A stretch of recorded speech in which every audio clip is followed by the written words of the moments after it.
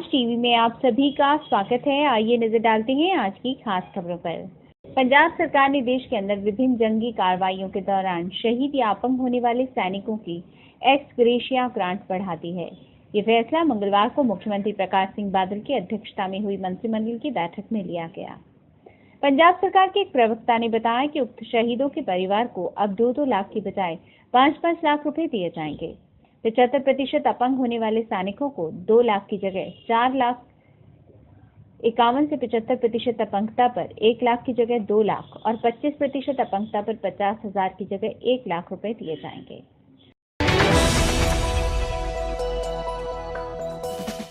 आम आदमी पार्टी के राष्ट्रीय संयोजक व दिल्ली के मुख्यमंत्री अरविंद केजरीवाल के काफिले पर हुए हमले पर पंजाब इकाई के संयोजक सुच्चा सिंह छोटेपुर ने मुख्यमंत्री प्रकाश सिंह बादल वे उप मुख्यमंत्री सुबीर बावल को चेतावनी दी है कि वह इस तरह की घटनाओं को अंजाम दिलाकर आंख से खेलने का प्रयास न करें।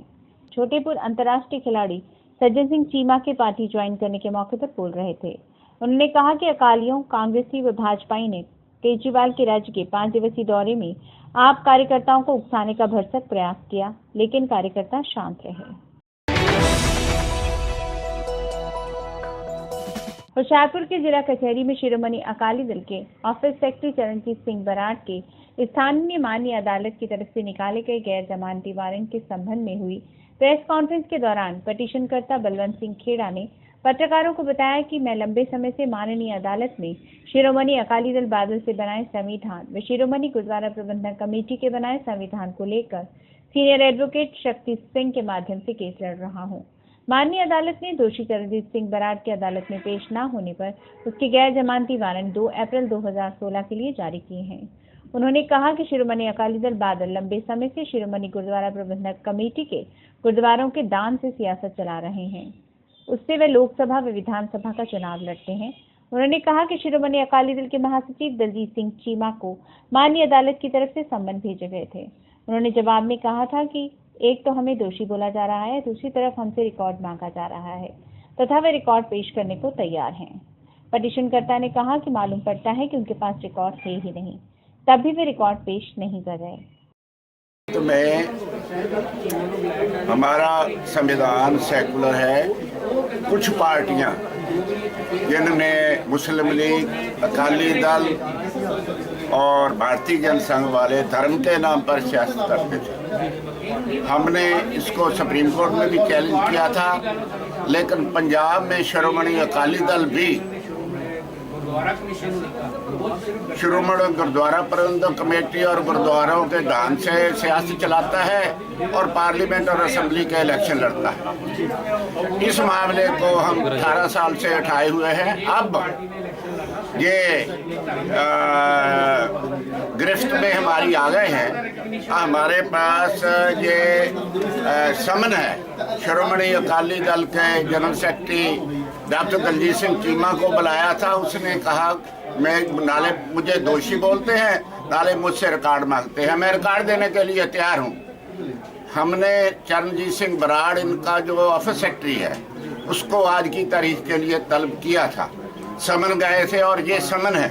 इस समन में बोला गया है कि बराड़ साहब शिरोमणि अकाली दल का पुराना और नया और रिकॉर्ड जो है प्रोसीडिंग बुक है साथ लेकर आओ। वो इनके पास मालूम पड़ता है नहीं, क्योंकि ये फ्रॉड का केस है। सभी लीडर इंक्लूडिंग प्रकाश सिंह बादल मुख्यमंत्री जेल जाने वाले हैं और उनके दस्तखत भी हमारे पास हैं, जो 2003 में गुरुद्वारा इलेक्शन को इन्होंने प्रकाश सिंह बादल ने अपने दस्तखतों से अटेस्ट करके पुराना विधान दिया था। 1999 में ये बोलते हैं कि हमने पुराने विधान की बजाय नया विधान ले लिया है, वो इलेक्शन कमीशन को दिया। तो दोनों दो नाव में सवार थे, अब पकड़े गए हैं। इनका झूठ का पलंदा दिल्ली में हमने इनकी मान्यता रद्द करने का केस किया हुआ है।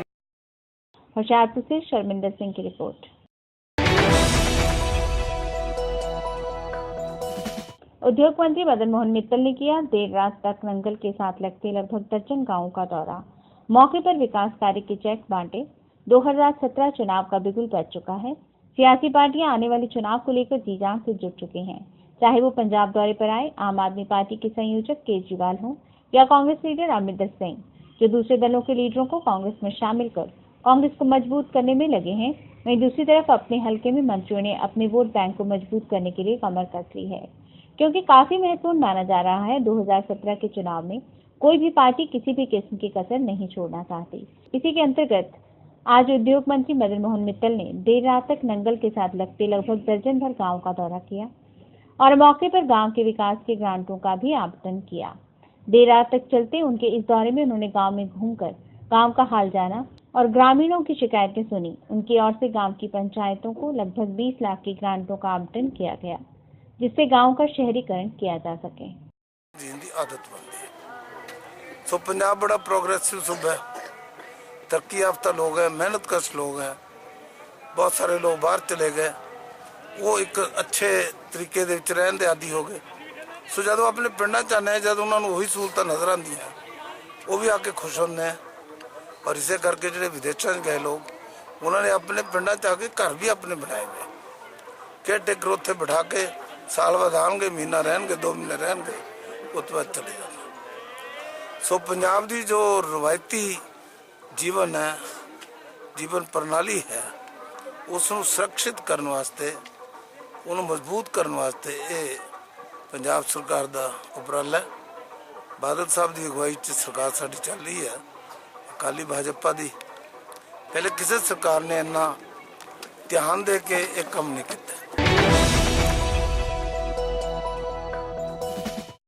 पंजाब के मुख्यमंत्री सुखबीर सिंह बादल ने बटाला में संगत दर्शन के दौरान दिल्ली के मुख्यमंत्री और आम पार्टी के नेता अरविंद केजरीवाल खुद टोपी पहनकर अब लोगों को टोपी पहना रहे हैं। वहीं सुखबीर बादल का कहना था कि उनके खिलाफ भगवत मान ने इच्छा जताई है चुनाव लड़ने की, वे उसका स्वागत करते हैं।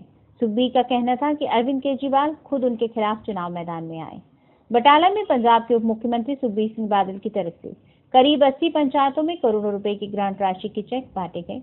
लोगों को संबोधित करते हुए सुखबीर सिंह बादल ने यहाँ ये दावा किया कि अकाली सरकार में ही पंजाब का विकास हुआ है। वहीं उन्होंने कहा कि कैप्टन अमरिंदर सिंह ने मुख्यमंत्री होते कोई विकास नहीं किया और आपके नेता और दिल्ली के मुख्यमंत्री अरविंद केजरीवाल को आड़े हाथों लेते हुए सुखबीर बादल का कहना था कि अरविंद केजरीवाल खुद टोपी पहनकर अब लोगों को टोपी पहनाने आ रहे हैं। सुखबीर ने कहा कि केजरीवाल ने राजनीति में आने से पहले और दिल्ली के चुनाव लड़ने के दौरान जो भी कहा उससे सब कुछ उल्टा किया। वहीं संबोधन के बाद पत्रकारों से बातचीत करते हुए सुखबीर बादल ने यहां उनके विरोध में भगवंत मान के चुनाव लड़ने की बात का भी स्वागत किया। वहीं उन्होंने ये भी कहा कि अरविंद केजरीवाल खुद उनके खिलाफ चुनावी मैदान में आए। वहीं केजरीवाल पर हमले के सवाल के जवाब में सुखबीर का कहना था कि वे खुद उस घटना की निंदा करते हैं और उनका कहना था कि हमला करने वाले अकाली नहीं थे और उन्होंने कहा कि इसकी जांच डीजीपी पंजाब को करने के आदेश दिए हैं और हमला करने वालों के खिलाफ सख्त से सख्त कार्रवाई की जाएगी। याद करो कैप्टन साहब मुख्यमंत्री सी, थोड़े प्यूरा ने बिल भी लाते सी उन्हें, फिर अखीरले साल माफ किए जो वोटां आईयां। हुण दूजे पासे एक होर अब दिल्ली का तुरे फिरदा केजरीवाल केजरीवाल ही ना हुण टोपी पा के सारे टोपी पाना चाहता है। हुण एक गल दसो, मैं कहना कि मैं इन्ना झूठ बोलते मैं एक कम गल देखी है। मैं पिछे अपने बंदे कहा यार तुसी इलेक्शन तो पहले केजरीवाल ने जो क्या सी या सियासत होने तो पहले दो क्या सी सारा कुछ लिख लो। मैंने उन्होंने 4-5 पेज लिखते, मैं क्या मैंने दसो कीता की उन्हें सामने, तुसी हैरान रह जाओगे जो क्या सी उन्हें उल्ट किया। जो अन्ना हजारे का अंदोलन चलिया उदो सियासत नहीं सी। केजरीवाल को पूछा गया कि तू सियासत आएगा, कहता मैं मर सकता है पर मैं सियासत नहीं आऊंगा। आ गया सियासत, जो सियासत आ गया इलेक्शन लड़ रहे पहली बार दिल्ली टीवी सारे रिपोर्टरों ने पूछा कि जे तेरी पूरी नंबर सीटा नहीं बनिया कि तू कांग्रेस या बीजेपी का साथ लेके सपोर्ट लेके सरकार बनाएगा। उन्हें टीवी दिखाया अपने ਉਹਦਾ बेटा नाल सी केजरीवाल, उन्हें अपने बेटे के सिर पे हाथ रखा, क्या मैं अपने बेटे की सौं खाना है कि मैं ऑपोजिशन च बह जाऊंगा पर ना मैं कांग्रेस की मदद लूंगा ना मैं बीजेपी की मदद लूंगा। बेटे की सौं खाधी जो नंबर पूरे नहीं आए, कांग्रेस की मदद लैके मुख्यमंत्री बन गया पहली बार। ਜਿਹੜਾ ਲੁਧਿਆਣੇ ਕੇਜਰੀਵਾਲ ਤੇ ਹਮਲਾ ਹੋਇਆ ਹੈ ਉਹ ਅਸੀਂ ਮੈਂ ਸਟਰੋਂਗਲੀ ਕੰਡੈਮ ਕੀਤਾ ਸੀ। ਮੈਂ ਡੀਜੀਪੀ ਦੀ ਇਨਕੁਆਇਰੀ ਵੀ ਲਾਤੀ ਹੈ ਕਿਹਨੇ ਕੀਤਾ ਹੈ। ਜਿਹੜਾ ਇਕੱਠ ਅਕਾਲੀ ਦਲ ਦਾ ਉੱਥੇ ਹੋਇਆ ਸੀ ਉਸ ਨੂੰ ਹੁਣ ਤੋਂ ਅਕਾਲੀ ਦਲ ਦਾ ਕੋਈ ਇਕੱਠ ਨਹੀਂ, ਪਹਿਲੀ ਗੱਲ ਹੈ ਮੈਂ ਪਤਾ ਕਰਾਇਆ ਹੈ, ਕੋਈ ਅਕਾਲੀ ਦਲ ਦਾ ਇਕੱਠ ਨਹੀਂ। ਬਾਲ ਸਾਹਿਬ ਬਟਾਲਮਾਨ ਨੇ ਐਲਾਨ ਕੀਤਾ ਤੁਹਾਡੇ ਖਿਲਾਫ ਇਲੈਕਸ਼ਨ ਲੜਨ ਦਾ। Most welcome. ਸਰ ਕੇਜਰੀਵਾਲ ਨੂੰ ਲਿਆਓ, ਭਗਵੰਤ ਮਾਨ ਕੀ ਚੀਜ਼ ਹੈ। ਬਾਲ ਸਾਹਿਬ ਜਿਹੜਾ हरियाणा में भी दंगों के चलते लोगों के नुकसान को देखते हुए हरियाणा के मुख्यमंत्री मनोहर लाल खट्टर ने सभी बीमा कंपनियों के अधिकारियों की चंडीगढ़ के हरियाणा निवास में बैठक ली। बैठक में हरियाणा के वित्त मंत्री कैप्टन अभिमन्यु व अन्य प्रशासनिक अधिकारी भी मौजूद थे। बैठक में मुख्यमंत्री ने सभी कंपनियों के आदेश दिए हैं कि नुकसान का क्लेम मांगने वाले सभी लोगों को 15 दिन में उनका क्लेम दिया जाएगा। वहीं मुख्यमंत्री ने कहा कि 7 दिनों में अंतरिम राहत भी दी जाएगी। देखिए, जितनी भी इंश्योरेंस कंपनीज हैं, चाहे पब्लिक सेक्टर की हैं या प्राइवेट कंपनीज हैं, उन सबको आज बुला करके हमने सीधा निर्देश दिया कि जिन लोगों के क्लेम्स जो फाइल किए हैं लोगों ने, उनको विद इन 15 डेज सबके क्लेम वो क्लियर करके देने चाहिए उनको, ताकि जनता को किसी प्रकार की परेशानी ना हो। और जहाँ की इंटरिम रिलीफ की आवश्यकता हो, इंटरिम रिलीफ भी 7 दिन के अंदर वो लोग देंगे। और जो कठिनाइयाँ इनको आने वाली हैं वो सरकार की ओर से किसी भी डिपार्टमेंट की थी, वो भी सारी सुनी है, उनको भी हमने दूर करने का आश्वासन दिया। इसलिए सब कंपनियाँ 15 दिन के अंदर अंदर जितने क्लेम्स हैं लोगों के इंश्योरेंस के, उसको क्लियर करें, ये मोटी बात आज है। हरियाणा में जाट आंदोलन के दौरान हुए दंगे के बाद हरियाणा सरकार प्रदेश में शांति और भाईचारे को पहल जैसे कायम करने का प्रयास कर रही है। इसी सोच के साथ चंडीगढ़ सद्भावना रक्तदान शिविर लगाया गया, जिसमें मंत्री व अधिकारियों ने रक्तदान किया। इस दौरान हरियाणा के वित्त मंत्री कैप्टन अभिमन्यु, डीजीपी हरियाणा यशपाल सिंघल सहित कई अधिकारियों ने रक्तदान किया। इस दौरान हरियाणा के मुख्यमंत्री ने कहा कि आपसी भाईचारे को बढ़ाने के लिए ये रक्तदान शिविर लगाया गया है और सद्भावना सप्ताह भी मनाया जाएगा, जिसके अंतर्गत सभी जिलों में विभिन्न कार्यक्रम आयोजित किए जाएंगे। वहीं मुख्यमंत्री ने कहा कि दंगे के दोषियों को किसी भी सूरत में बख्शा नहीं जाएगा और कड़ी से कड़ी कार्रवाई की जाएगी। हरियाणा में पिछले दिनों में हुई घटनाओं को लेकर के सभी लोग, प्राय चाहे अधिकारी हैं, कर्मचारी हैं अथवा सरकार के लोग हैं, सभी चिंतित हैं। और अब एक प्रकार का सद्भावना सप्ताह इस रूप में आज से हम मनाने का फैसला किया है। और सद्भावना सप्ताह के उस पहले कार्यक्रम के अंतर्गत हमारे मंत्रियों ने, हमारे प्रशासन के लोगों ने, सबने ब्लड डोनेशन कैंप करने का एक जो आयोजन किया है, उसमें सभी लोग अपना अपना ब्लड दे रहे हैं। और मैं समझता हूँ बहुत ही एक अच्छा, एक सद्भावना को लाने का एक प्रेरणादायी कार्यक्रम है, बहुत ही सुंदर कार्यक्रम है। इस प्रकार के कार्यक्रम सारे समाज में हो तो बहुत अच्छा लगेगा। आप भी ब्लड दे रहे हैं? मैं भी ब्लड देने के लिए आया हूं, लेकिन अभी तो इन्होंने मेरी आयु को बाधा बना दिया। मैंने कहा 62 को 26 लिख लो तो ले लो ब्लड डोनेशन, कम से कम मेरा नंबर लग जाए।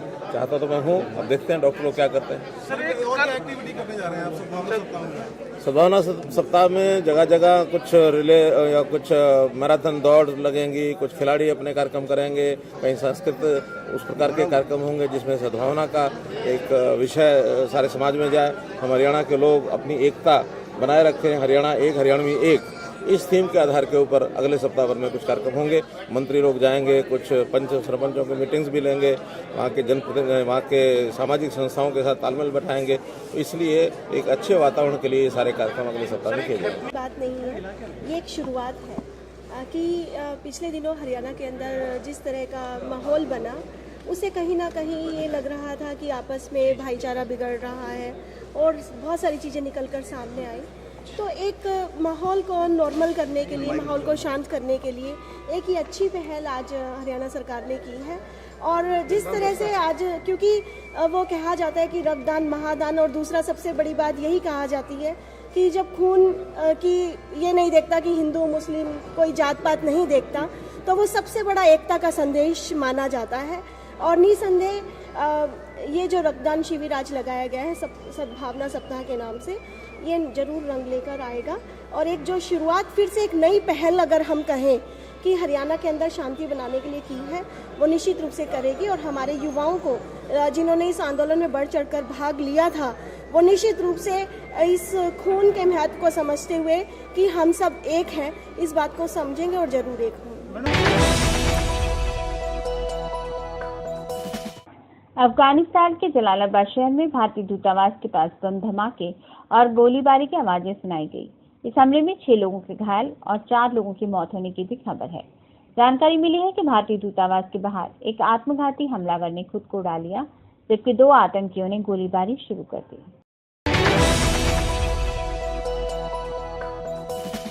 कांग्रेस उपाध्यक्ष राहुल गांधी जल्दी रोहतक का दौरा करेंगे।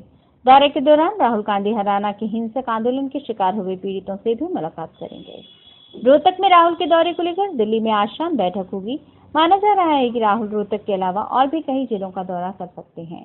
कांग्रेस नेता सुभाष बत्रा ने पंजाब केसरी को राहुल के दौरे की पुष्टि की है।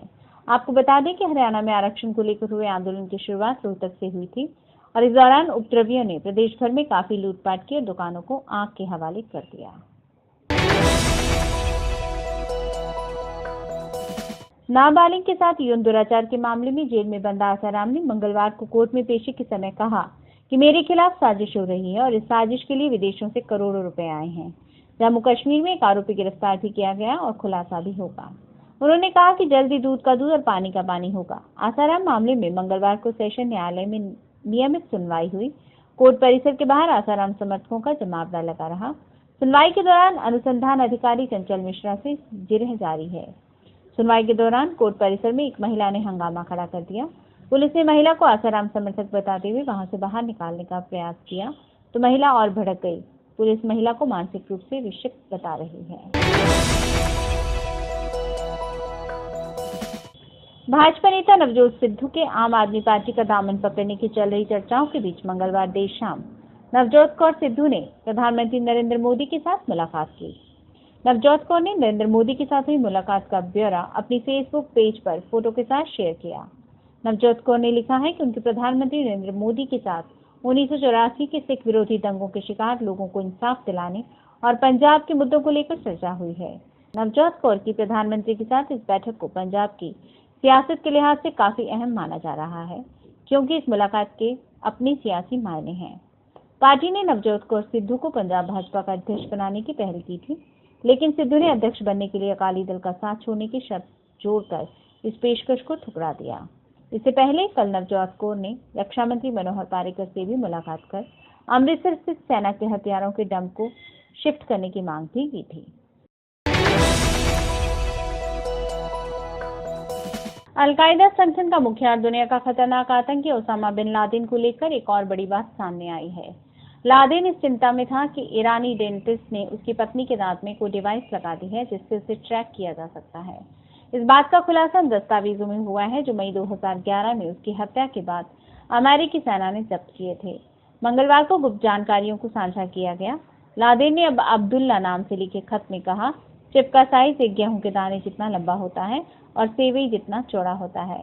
हालांकि कुछ दस्तावेजों को साझा नहीं किया गया है, लेकिन जो दस्तावेज सामने आए हैं उनमें साफ है कि लादेन को बार बार पकड़े जाने का डर सताता था। एक खत में लादेन ने चेताया था कि फिरौती के लिए इस्तेमाल होने वाले सूटकेस में ट्रैकिंग डिवाइस हो सकती है। एक और अन्य खत में, जिसमें लिखने वाले की जानकारी स्पष्ट नहीं है, में कतर से GPS डिवाइस और अफगानिस्तान के नक्शे के साथ आने वाले लोगों का जिक्र है।